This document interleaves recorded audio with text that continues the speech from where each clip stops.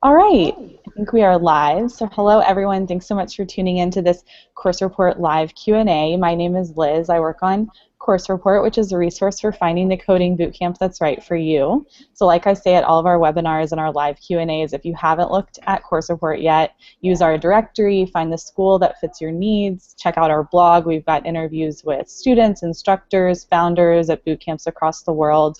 There's also application tips and a lot of other great resources. So today we are going to do a live Q&A with Lance Robertson, who was a student at Coding Dojo, which is a coding bootcamp that teaches 3 different technology stacks at a few different campuses. So Lance went to the Coding Dojo in Seattle, but they also have one in Mountain View. And he's now working as a teaching assistant at Coding Dojo, and he's also working on some of his own projects. So I've got a ton of questions for Lance, and if you have other questions after this Q&A, be sure to ask them in the comments section of this video, and we will try to get them answered. So with that, I want to get started with some of these questions. So Lance, tell us, I guess introduce yourself first, and just tell us what you were up to before you started at Coding Dojo. Yeah, I've been an artist and a writer for a long time, and I spent most of my 20s traveling around the country doing spoken word poetry, and I self-published a book, and then I was trying to reinvent myself as a futurist commentator and author, and I was going to do a podcast for a while about technology and futurism and stuff. And I kind of got, sort of creatively blocked up for something like a couple of years. So eventually, yeah, I found my way to the boot camp, and I thought learning how to program would be a really good fit for all the things I wanted to do. It sounds like you had sort of a passion for technology, but did you have like a technical background in terms of, had you done like a computer science class? Had you tried like Code Academy or online resources like that? Actually, no. I had done a little web pages and stuff before. I knew enough HTML to make a link tag or an image tag in a web page, and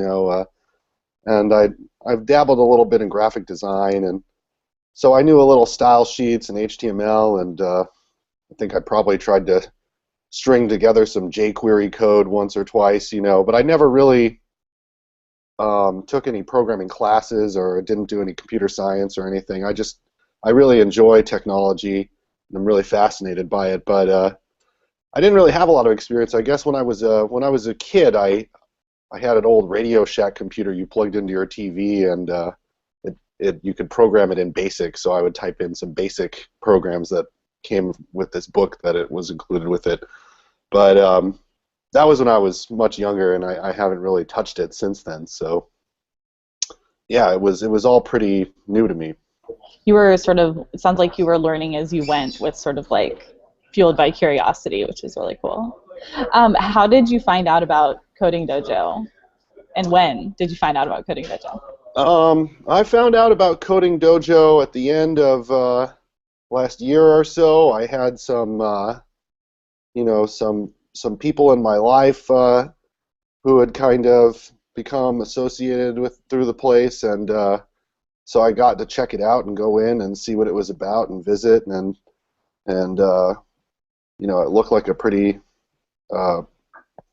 solid enterprise. So I thought I'd want to see if I could do it. You went to the Seattle campus. Were you living in Seattle before you started? Yeah. Okay, cool. And so I talked to a lot of different students who have sort of different goals in doing a boot camp. Did you have like a motivation before you started at Coding Dojo for what you wanted to do afterwards, like get a job as a developer, or start your own business, or sort of goals like that? Yeah, my basic feeling is that in the future, people will mostly be replaced by robots. So the only sensible thing to do is to learn how to program so that you can be one of the people that program the robots that replace other people, which is kind of a half-serious answer. But yeah, I wanted to be better able to talk about technology is one of my things that I did this for. So I can, further my interest in writing about technology. And the other thing I wanted to know how to do was I wanted to be able to make my own apps and programs and stuff, and I'll show you some of the stuff, that I made. And other than that, I just wanted to develop a skill set that, would take me places in the future, that had room to grow. So. Absolutely. It sounds like you had a connection to Coding Dojo before, but did you look at any other boot camps when you were doing your research? And what factors did you sort of consider when you were looking at boot camps? Yeah, I looked around at some other things and just kind of doing the research, and the thing that drew me more so to Coding Dojo was the focus on the 3 different technology stacks, which I think is, in an intensive learning environment, can be a really, really helpful way to sort of become more learning how to be a self-sufficient programmer, as they tell us. And you learn how to see things from different approaches that you would take in with different technologies, and you kind of start getting a feel for how they're different, how they're similar, and so kind of I feel pretty confident about learning other technologies now that I've plowed through 3 different ones, so it's pretty good. I want to get a little bit more into how they sort of taught 3 different stacks at the same time or over 12 weeks in a second. But so what was the application process like for you? Did you fill out like an application online? Did you do like a video application? Were you doing technical interviews? What was the whole process for you? I pretty much just kind of came in really right before they were about to start a cohort, and I came in and talked to everybody there, and it was I pretty much just jumped in at the last minute, which I was kind of lucky, I guess. So you didn't have to do like a technical like coding challenge or anything like that?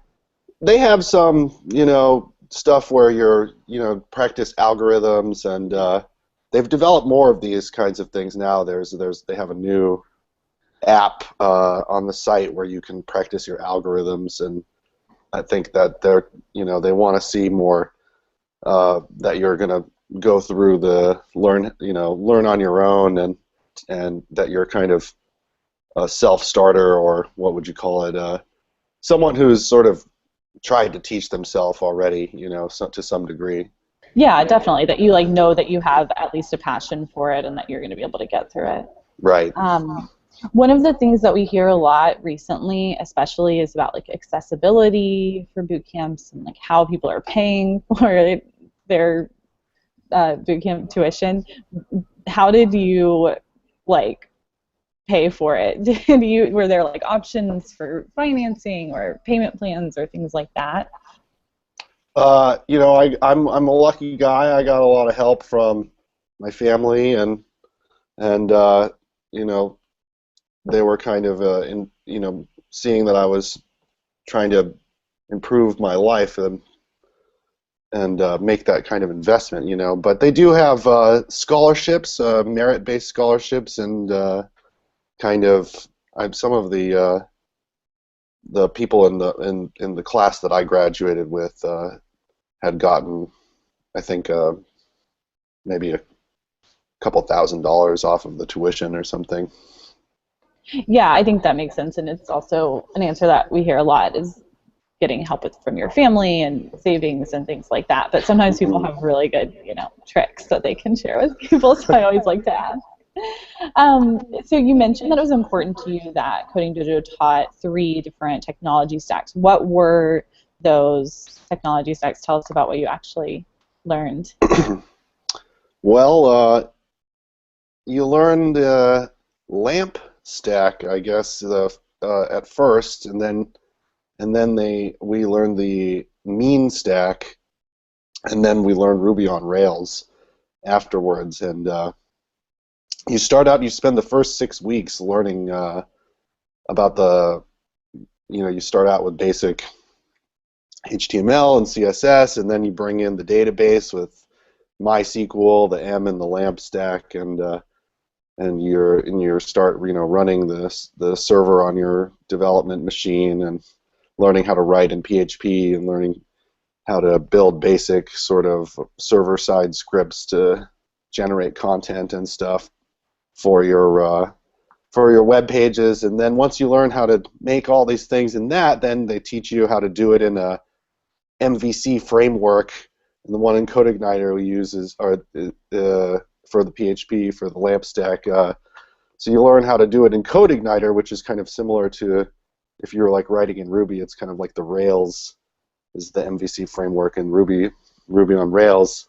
So you learn on the simpler MVC framework, and then once you know that much, you do there's a kind of a big test, and then after the first 6 weeks, you spend 3 weeks learning the mean stack, which is like a totally JavaScript-based stack with Node server on the back end, with Express as the server-side framework, and Angular JS as the front-end framework, and MongoDB as the database. And there's not as much of a MVC framework kind of built out yet for the mean stack. There's kind of just a skeleton of different pieces you can plug in there and tie them together. So it's a little bit more like the Wild West. You feel kind of more like a pioneer / guinea pig, as you're working with this stuff. And you do another test on that stack, and then in the last 3 weeks you do Ruby on Rails, which has a lot of a nice, syntaxes and helper methods and stuff built into it that help you do a lot of the things you do when you're doing web development very commonly. And it's kind of a breath of fresh air at the end, because it's a lot, you feel like you climbed up a precipice, and then you're kind of getting over the horizon, and there's a lot of nice things in Ruby for you there. Now, so yeah, once you learn all that. Now that you have learned all three, do you think that it made sense to start with LAMP stack and then go into mean stack and then Ruby on Rails? Did that order sort of make sense? I think that starting with the PHP is a good way to go. I think the curriculum is pretty well designed. I think it because you learn on something that's easy to pick up, and it kind of, they tell you in the program, it would be harder for somebody without any experience at all to start learning Ruby on Rails, because there's a lot of stuff it does in the background for you. Kind of configuring it and installing it and all these kinds of things. It's more of a heavy framework, and with in the LAMP stack, and you use CodeIgniter, and it's pretty easy to just download a copy of it and clone a copy of it whenever you want to start a project and just start going to town. So I think the structure of it is well designed, because it builds on the previous things that you learn, and once you see it done one way, then you do it another way, and by the time you're doing it a third way, you start to kind of get a good feel for what kind of ideas are transferable across the different technology stacks. Yeah, I think that's really cool, and it's something I was curious about. Like, were you learning the same thing in three different ways to do that same thing, or did you find that there were things that you could actually only do using one stack and not? Yeah, there are things that you can kind of. The main thing that you learn how to do across all of them is what they call the CRUD operations, which are like create, retrieve, update, and delete or destroy.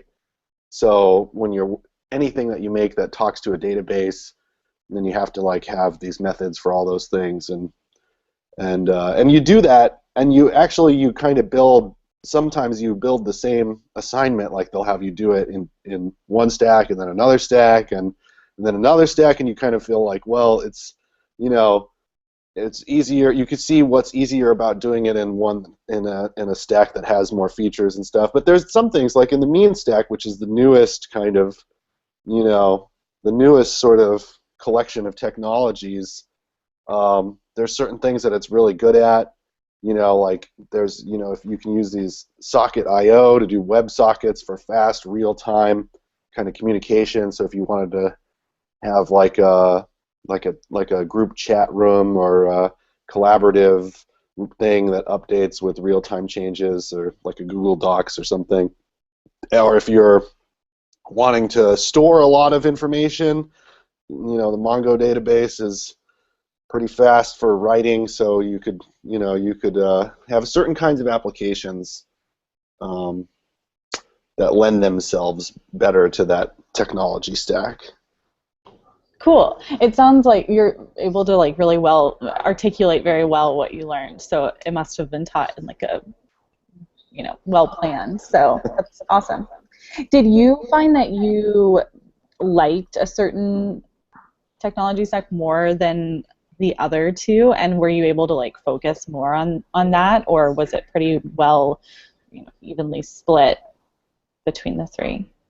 It was pretty much the thing. It's kind of, you spend like the first few weeks just focusing on fundamentals and learning kind of really the basic building blocks, from learning how to do loops and learning about variables and arrays and all these kinds of things, where you just learn the basics. And then you spend 3 weeks kind of on CodeIgniter and the LAMP stack, and then 3 weeks on the mean stack and 3 weeks on the Ruby on Rails stack. But I kind of wish there was maybe a little bit more time spent on the mean stack and maybe even on the Rails stack, because they're sort of more involved things you can do in there, and it can take some time to really get more familiar with it. What they do is they give you the pieces that you learn how to do the basic things that you're going to do 80-90% of the time for whatever apps you're going to make. But then you have to kind of figure out the pieces, the rest of the pieces on your own. So it could have been maybe spent a little more time. I enjoyed the mean stack a lot, and Ruby on Rails the most. So both of those things, I want to work with them more, and I've been kind of doing that. Very cool. So a lot of the questions that I get about Coding Dojo are about the belt tests.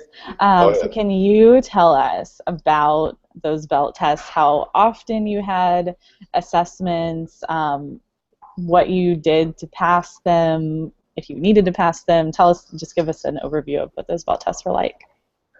Yeah, there's 3 of them, one for each stack. So they kind of at the end of the course, track for that particular stack technology. Then they have an exam day, and basically what it is you sit down at, everybody gathers in the classroom, and then they put up this test for you, give you a link to unlock it, and it's basically like an assignment where they hand you a diagram with a wireframe for an app or a site, and they'll say, make this app with all these features in 4.5 hours. And I mean, the best thing you can do to prepare for it is to just kind of do all the assignments you can and get as far as you can, and maybe do pair programming with other people so you can kind of try to pick it up faster.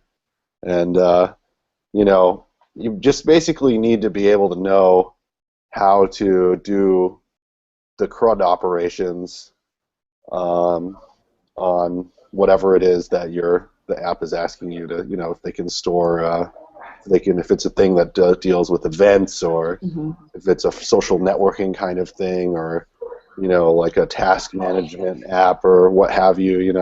There's lots of different kinds of. Well, the first one they have actually, before you do the belt exam for the LAMP stack, they have the first one is called the yellow belt, and that one is just a HTML CSS test that you do within the first few weeks of the program, and that one is just you make a web page. They give you a diagram of a page, and they just say, you make a page that looks like this, where everything's positioned like that. And I actually was really, that one was kind of the one that I was the most nerve-wracked by, even though it was the simplest one, Really? because I didn't really know what I was doing. When I first started, I was like, it took me a long time just to make the web page, and I ran out of time and stuff, and I still submitted, and I still passed. Yeah. I got a good grade on it, but I was kind of, the thing about exams is that they can kind of give you the nerves, Definitely. Did you end up passing all of the belt tests? I did, actually. I passed every one of them the first time I took them, which I was pretty happy about. Hmm. And by If the end you of it, I got a pretty good grade on the last one. if you don't pass a belt test, do you get another chance to take it? Yeah, they'll take the tests again, and sometimes they'll take them right away. Like they'll try to take them a few days later, or maybe the next weekend if it's still in the middle of the course, because you kind of want to try to do it while it's still fresh in your head. But if not, you can also do it at the end of the program, and a lot Okay. of people, they have kind of a sort of a residency thing you can do and stick around after you graduate and come in and ask for help and Yeah. get some career guidance and stuff as you go on. So those resources are there, so people will come in and they'll work on the ones they didn't finish.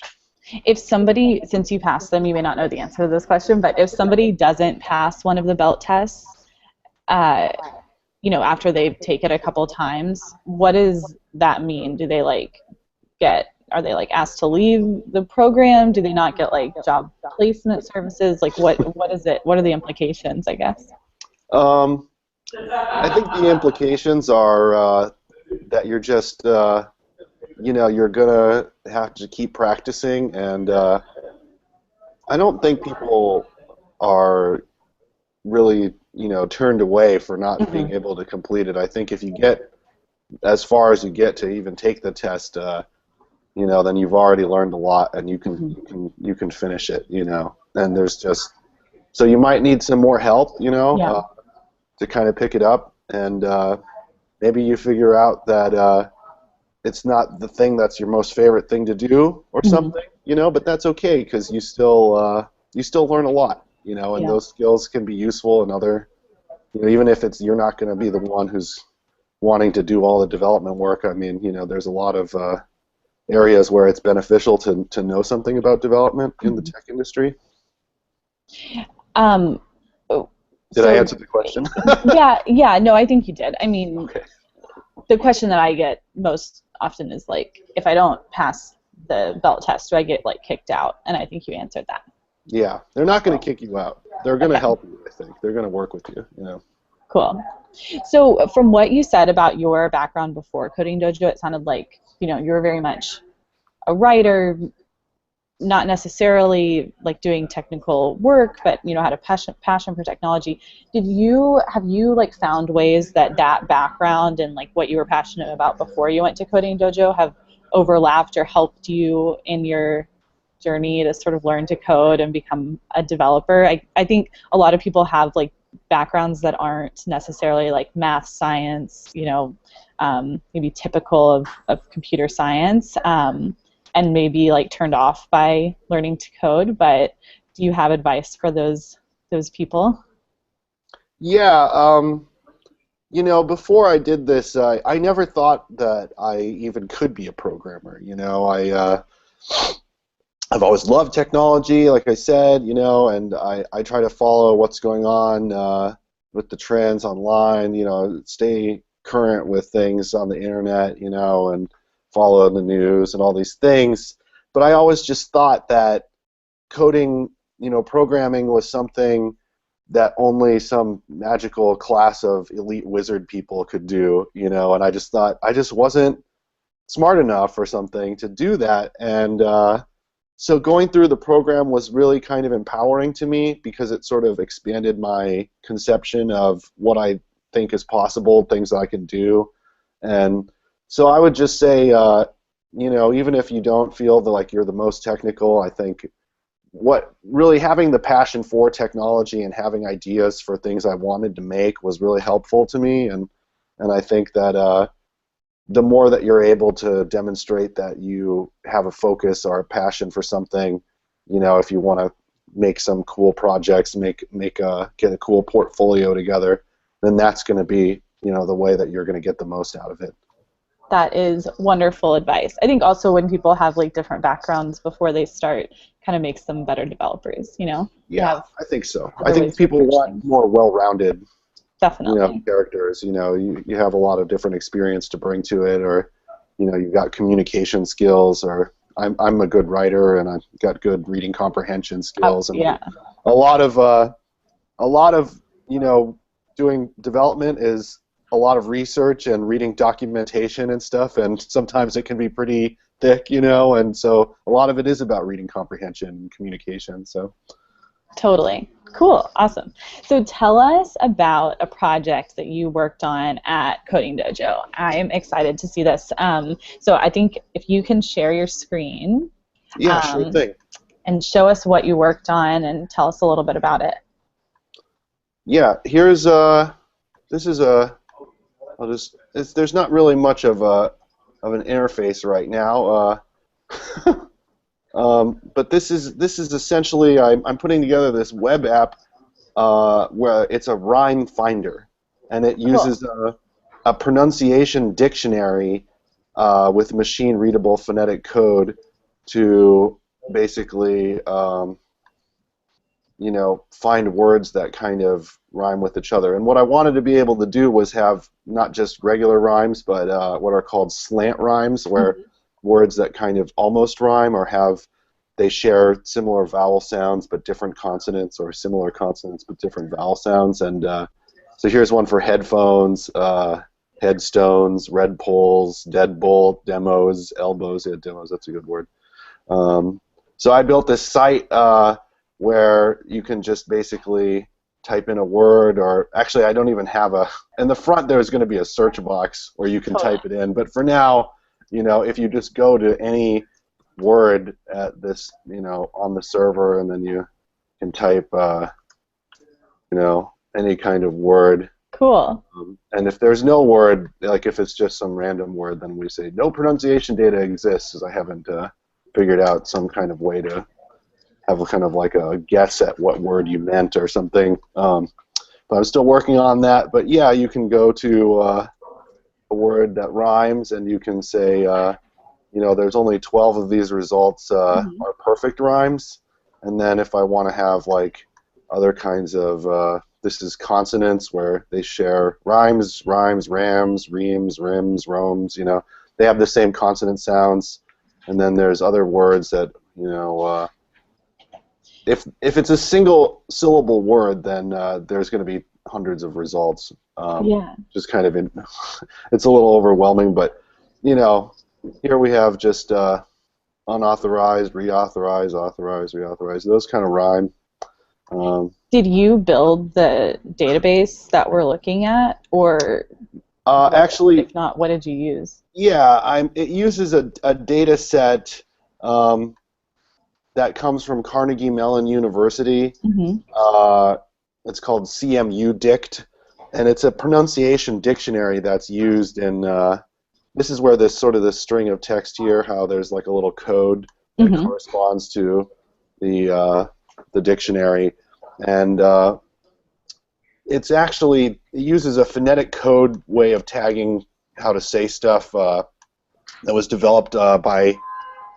I think it was developed by the Navy or the military or something in the 70s, called the ARPABET. And then they have it for their speech program, and apparently they have a lot of applications in like speech recognition and stuff, and voice or text to speech and speech to text.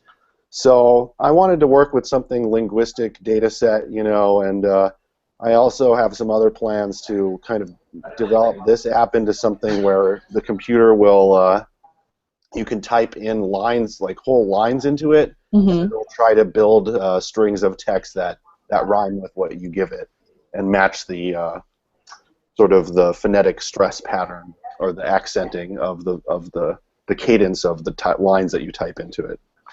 Well, I think that's really cool. It solves like a very specific problem. How did you come up with that idea? It's basically just something I made for myself, Mm-hmm. and because it's something, there's other sites that kind of have slant rhyme finding, and I wanted to build one myself, Mm-hmm. and I wanted to kind of be able to have this sort of filtering and stuff where you can kind of toggle different categories and sort of want to rank them by how closely related the words are, the distance, and yeah, I just wanted to be able to have my own tool to kind of scratch an itch, you know. And Yeah. What technologies did you use to build it?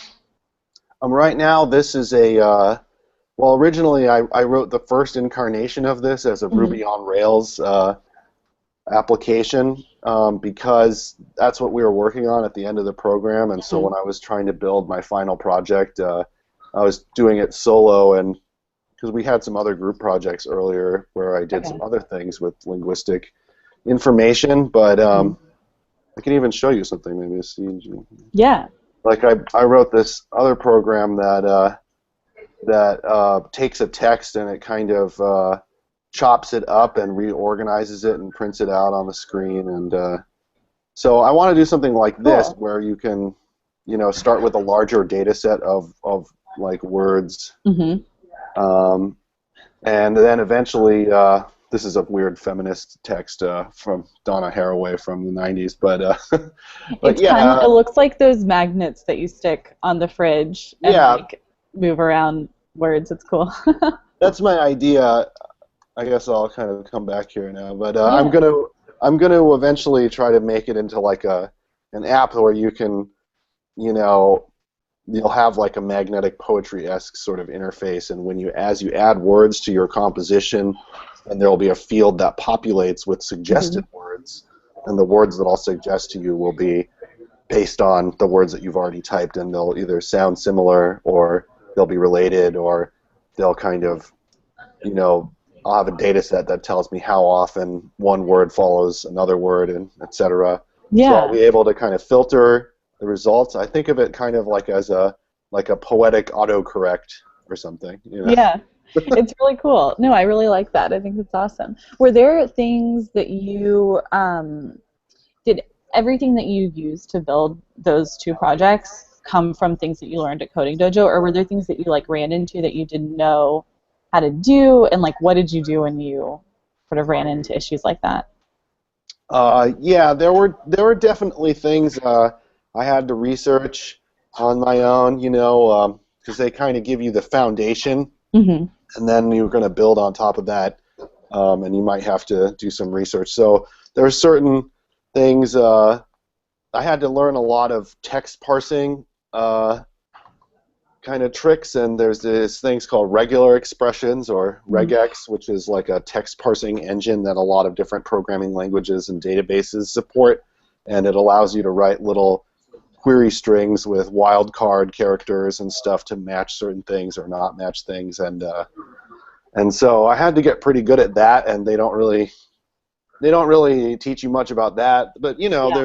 there's such an incredibly expansive field, that you could really just spend a long time just scratching the surface of any one aspect of the Right. whole field, so you got to start somewhere, and then branch out from there. And you said that you had worked on other like group projects, but this one you worked on alone, right? Yeah, at the end of the kind of in the last week of the program, Hmm. and they have like a demo day, and it's kind of a big to do, and you get up in front of everybody and show off your stuff, and so Hmm. I wanted to be ready for demo day, so I worked pretty hard on coming up with the rhyme finding guy, and then but I was showing you guys right now. Um, it was originally I wrote this very vanilla app in Ruby on Rails, and it just gave you a list of results, and there wasn't really any rhyme or reason to it. But now I've converted this thing over to it's running as a node server, and this front end is all in Angular, um, and so you can kind of do live like filtering of the text and stuff, Yeah. and it's very fast and responsive, and you can do things with the interface that there's a lot that's going on the front end, and it kind of takes a lot of the work off of the server side. Definitely. So that's, I spent a couple weeks after the program was over, sort of porting that over, rebuilding it in another technology stack, and so I might, yet still re-engineer the whole thing again, and but what was the question again? Well, just if you worked on it alone or with a group, but you Oh, yeah. gave a great answer. Did you? So you mentioned that you spent a few weeks afterwards rebuilding it. What else have you been up to after graduating? When did you graduate? Well, I graduated about a month ago now, Mm-hmm. and first I was just kind of hanging around, and eventually, they were looking for teaching assistants, so they asked me if I would do a regular teaching assistant gig there, and so I kind of work with the next class that's coming up behind us, and I get to go through it all again with them and kind of help them out. And I found out I'm pretty good at helping people, and I enjoy it a lot, and I'm pretty good at explaining stuff. So it works out pretty good, and now I'm learning a lot more just from watching other people do it and seeing a lot of the common pitfalls and stuff. Yeah. So I think I'm gonna try to stay in the whole education scene with it for a while because I enjoy it a lot. That's awesome. You see, as like boot camps evolve, like you sort of start to see this ecosystem evolving as well, and people becoming instructors and like finding out that it's actually what they're like really passionate about. And I think that Yeah, that is really cool. totally. What has been like the feedback loop like at Coding Dojo? Like, were there things that you wanted to see change when you did the program, and now you're like able to sort of affect like the curriculum or how things are taught now that you're a teaching assistant? I get to kind of give some input. I get to kind of put my 2 cents in, and as we're all kind of the lead instructors and I and stuff. We all kind of depend on each other for to pick up to carry the load, and any kind of thoughts that I have about it are sort of welcome to them. So I do give them a piece of my mind about things that I think where we could polish it up more and give people a good experience.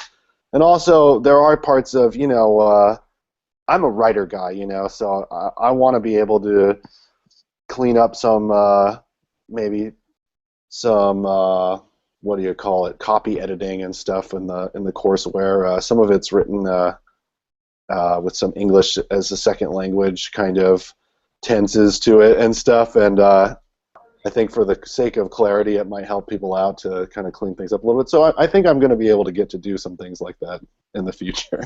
Very cool. Well, I mean, I think that when you're learning to code or learning anything, there's nothing better than like somebody who is clearly like passionate about it, and I think you clearly show that you have a passion for learning and for technology. So Mhm. I am sure that you will do great with Coding Dojo. Appreciate Sweet. it. Well, I guess my last question is just pretty general. If Coding Dojo was worth the money for you, would you recommend it to a friend? Sort of general last question. Yeah, for me, it was definitely worth it. It really gave me the tools and expanded my whole conception of what's possible, and I didn't really know where I was headed, my 5-year plan or anything like that, and I guess I still don't really now, but there's a lot more options available to me now, I feel like, and I would recommend it to people who are going to be able to sort of keep up with the pace and who have that kind of learning style that they like figuring things out for themselves, and they're kind of self-motivated, um, and they want something. They're looking for an intensive kind of learning experience. It's kind of like immersive, like if you were learning a language or something, and you do the immersion, except you're learning 3 languages. So it's I think you get more out of it the more that you're able to sort of assimilate things fast and keep moving with it, and ultimately when you get out of it, you're going to be able to really move on to other things like other languages and other technologies if you so desire. Awesome. Did it? That was perfect. Well, thank you so much, Lance. Is there anything else that you wanted to add that we didn't touch on about your experience with Coding Dojo? One of the things that I think maybe that adds a lot of value to the experience that maybe I didn't really touch on, but is the relationships that you kind of develop with people. And I've made some great friends who were kind of in my class, and some of them, they didn't even live around here, so they kind of from other places, and they went back to where they're from or what have you. But I just feel like there's on the whole level of networking and professionally, like you never know. You could start a company with one of these guys someday or something, but just on another level of just like on a social level and making new friends and connecting with people, smart people who are interested in things you're interested in, and there's a kind of a sense of camaraderie there that's very compelling, and so I wouldn't want to overlook that was something that definitely added a lot of value to the whole situation. Absolutely. Those networks at boot camps are arguably like what you are paying for. Right. It's like college kind of, Definitely. Really important. Well, Lance, thank you so much for joining us. I really appreciate it. You've given us such great insight, like amazing advice, great insight into how to pass those belt tests. And it was really cool to see what you were actually able to build while at Coding Dojo. So best of luck to you. Really appreciate it. Thanks to everybody who has watched this live Q&A. Leave your comments if you have questions that we didn't get to cover, and let us know what you want to see in your next live Q&A with Course Report. Of course, go to Course Report, sign up for our email list. You'll get great updates about our next webinars and live Q&As and all that good stuff. So we will see you next time. Thank you so much.